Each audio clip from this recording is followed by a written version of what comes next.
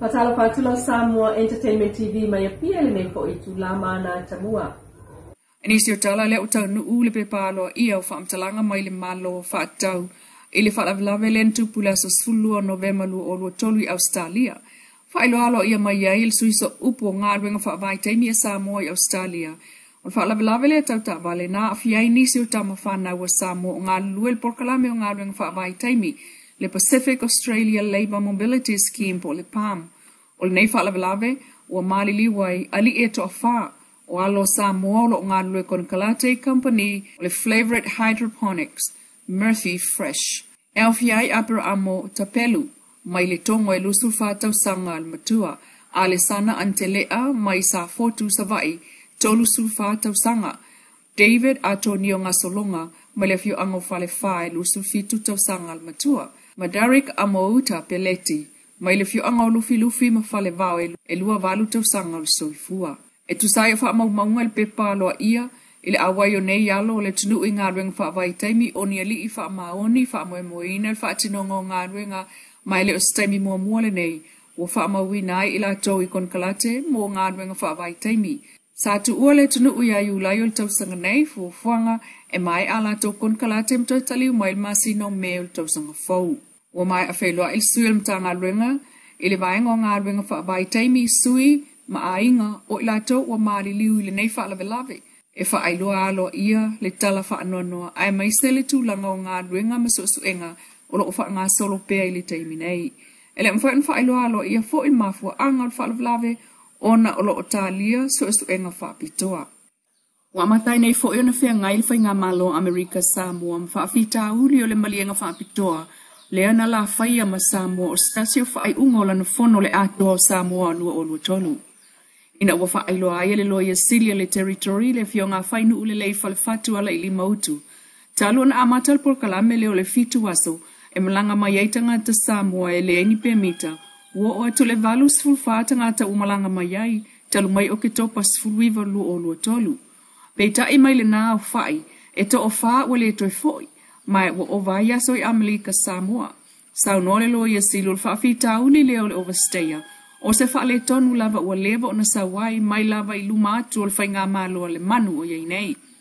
Peita i na wha manatu e le sui fofonga whetalai o le whaipule mai manu e tele, fetui. O lona manatu le tula fono le mta upu lea a le whaitu la fono, i le fono. Mai o tele lava mta upu mai lona taimi, mai sa wha manatu tu lava le tula fono, ina ua pale mai i le tofi le loia sili. O lana fasili i le loia sili.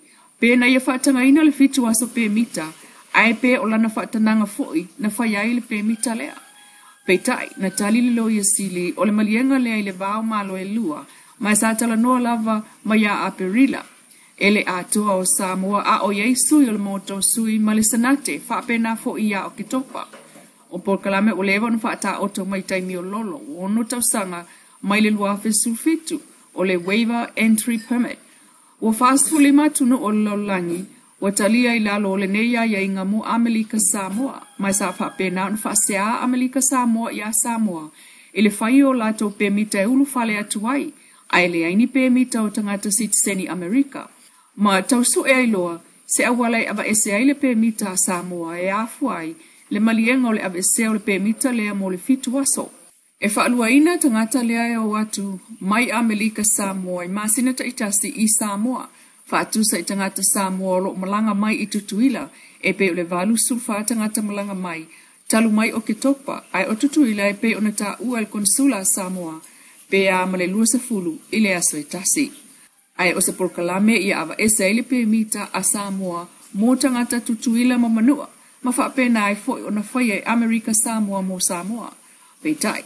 O sau noa fetui, o le tula fono o le mea le fono. E wha watu i le fono, tula fono le mano. Ai ua tele mea ua mafua mai lalo le loia sili. Na ia sau noa tanga i mea o lo tupu ia Amerika ma lalangi, wale o toe mamau ai Amerika Samoa. Ai wha pena il manatu le sui o le fonga fetalai. Ai o le malu pui o le territory pe o na ia sau noa i tā ua. O le tele o tangata o le mawhai le ofisa malanga, o na toe wha afo i ia pia. Ele o mawhai fo i le ofisa loia sili, o na wha afo i tangata nei i upolu. O mea wha apea, e tatau na avatu se manatu le fono, o fono e lua, ai le faia na o le ofisa o le loia sili, o le māloa tutuila ma manua ai le o se māloa le loia sili, pe o sa no le fai pule manua, ma le o fai lava le me mana o iai, ai le se isila sila i le fono. Na fili mai latou, e fai le fina ngalo latou i tu mālo. Peitai, sa no le loia sili, e le tu mama ina le sa no ngal sui fonga fitalai, ai o le porkalame le o le ava ese o le pe mita fitu aso, e le o se mea fau, ai sa uia lava ala o le tula fono e pei ona iai le whaavai o Amelika Samoa, e whaatanga ai le fono, mai sa whaalau loa lava le porkalame le nei, i whaasara launga. Na whaui la vele fionga le fonga fitalai o le mautas, stavali talavou ale, masau noa i le loia sili. O le tula fono lea nau o mai ai, o le tupe whaasoasoa, e le leile toi tanga i tūlanga o mta upu o talanoina, e pui fo i le fono i tūlanga o mea i ono tūlai mai, a whai e tala whea ngai a inga, ma le pulenga o iei nei, ta atia e le lei.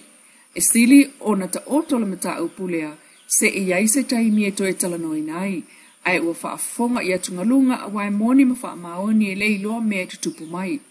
Whautuanga a le fonga mota, le sunga savali, se ia se taimi e talanoa ai le pe mita, ai o se tūlanga e te tauna toi silasila i ele kovana ma le au wha malo si tūla fono.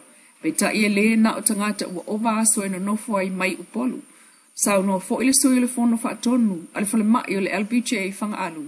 Ua wha o ngā mai fo i isi tangata, le wha tananga lea fitu aso, e o mai e whai wha atai i nei, ma tau ma whai e whai a latou wha ma mao latou toto e whanga alu. Ai le se tupe wha sosoa wha tūlanga, mō le lolofi mai o tangata e wha o ngā le wha tananga lea. Ai o le whautuanga le whai pule manua, e le o le lei le whautuanga o lo avatu i le loia sili.